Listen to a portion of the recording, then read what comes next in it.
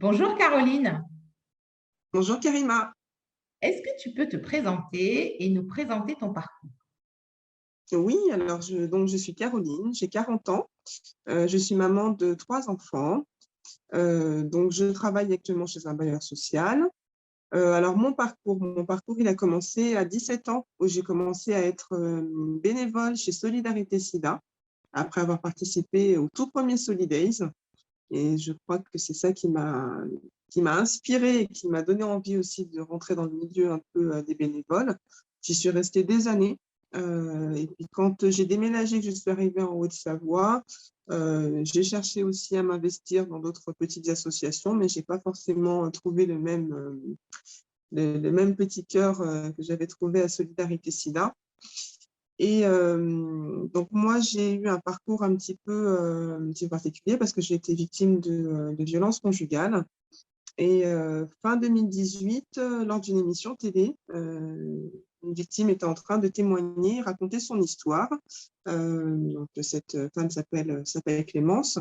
Et après avoir raconté son histoire, elle a poussé un cri du cœur en disant qu'elle était une putain de guerrière. Et ça m'a beaucoup parlé. Donc, j'ai pris contact avec elle à l'époque. Voilà, on a sympathisé à l'époque. Et donc, du coup, j'ai intégré son équipe. Elle avait monté une association et elle m'a laissé les rênes de cette association en mars 2019. Donc, je suis donc présidente de l'association anciennement Putain de Guerrière, mais qui s'appelle désormais Cœur de Guerrière depuis février 2021.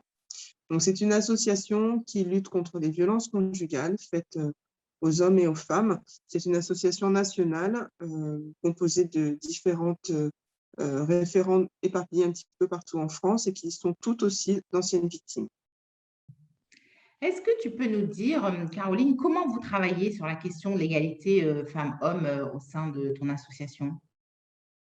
Alors, on travaille en faisant aucune différence de traitement lorsqu'on a des appels de victimes, hommes ou femmes. Alors, c'est vrai que 98% de nos appels ou messages, peut-être même 99, ce sont des femmes. Mais il nous est arrivé d'avoir des hommes également qui nous contactent pour des problèmes de violence conjugale. Donc, on s'occupe d'eux de la même façon qu'on s'occuperait des femmes. Et ça nous tient vraiment à cœur parce qu'on ne souhaite pas en fait qu'il y ait de différence qui soit faite entre les hommes et les femmes. Parce que la douleur, le mal et ce qu'ils vivent, voilà, ça devrait pas arriver. Donc voilà, donc nous, on a à cœur au sein de l'association à s'occuper des hommes et des femmes euh, qui sont victimes de violences conjugales.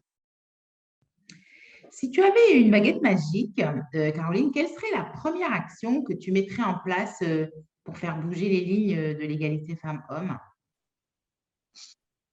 Alors, si j'avais une baguette magique, je pense que je m'occuperais, alors, un petit coup de baguette pour faire de la sensibilisation, en fait, la sensibilisation et de la prévention auprès de nos jeunes hommes et jeunes femmes à partir du collège. Donc ça, c'est des choses qu'on aimerait mettre en place, nous, au sein de l'association. Donc, ça prend pas mal de temps à mettre en place, mais c'est prévu. Tout simplement parce que on pense qu'il faut les prévenir de plus en plus tôt, en fait. Là, on est dans une génération où les femmes de notre âge sont en train de se battre et d'essayer de s'en sortir, mais il faudrait prévenir. Moi, j'ai fait un petit exemple il n'y a pas longtemps dans le lycée de ma fille, en plus, justement, et on voit que les jeunes de 15-16 ans ne sont absolument pas sensibilisés, que ce soit au niveau des violences conjugales, au niveau du consentement, au niveau du harcèlement. Ça commence, mais c'est quand même pas, voilà, c'est quand même pas quelque chose de systématique. Le viol, les agressions, le respect aussi, le respect avec cette baguette magique, le respect d'autrui, hommes, femmes, les couples homo, les couples hétéros, parce que aussi ça, des fois, c'est aussi un petit peu dissocié. Et cette sensibilisation, elle est super importante parce que je pense que ce sont les jeunes qu'on a maintenant qui pourront faire avancer la société, qui pourront faire aussi que les hommes et les femmes soient traités de façon égale, qu'on apprenne à nos filles que bah, elles ont le droit de dire non, qu'elles ont le droit de refuser, qu'elles doivent aussi respecter, parce que voilà, il y a aussi des femmes qui peuvent aussi être dans le schéma de la violence, qu'il faut voilà, qu'il faut accepter les autres comme ils sont et respecter leurs choix, en fait.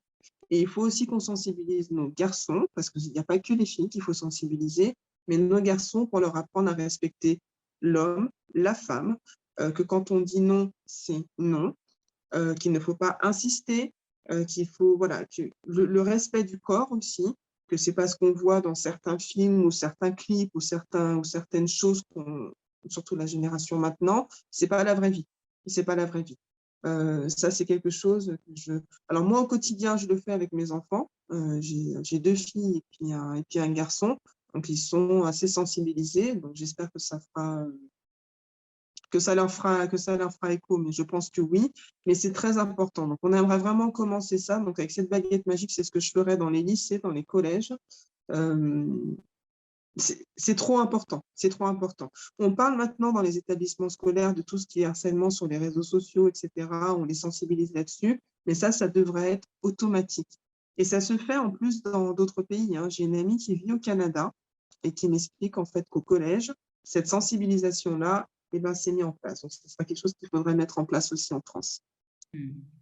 Et enfin, pour finir, Caroline, quelle est la femme qui t'inspire? Alors, ça va te paraître peut-être un peu bizarre, mais alors, j'ai pas spécifiquement de femme inspirante. Pour moi, toutes les femmes peuvent m'inspirer. Les femmes, par exemple, de mon équipe, elles sont riches avec leur expérience, elles sont riches avec leur cœur et puis tout leur parcours qu'elles ont eu. Et ça me permet aussi d'avancer. Alors, il y a par contre une femme, il y a quand même une femme qui me tient à cœur, c'est ma fille qui a 16 ans. Ma fille de 16 ans, ça a toujours été mon moteur, en fait. Elle n'a pas le même caractère que sa maman. Mon moteur, elle a vu ce que j'ai vécu aussi et elle fait partie de celles, en fait, qui m'ont poussée et ben, à m'en sortir et à y arriver et qui me poussent aussi dans mon combat actuel. Donc, c'est mon petit modèle de femme. Je pense qu'elle est réellement au niveau de son caractère. C'est ce que j'aurais aimé en fait être. Donc, ma fille est mon modèle, ma fille de 16 ans est mon modèle. Et sinon, les femmes qui sont en général autour de moi m'inspirent aussi dans leur façon d'être. Mmh. Voilà. Merci beaucoup, Caroline. Merci Karima. À bientôt.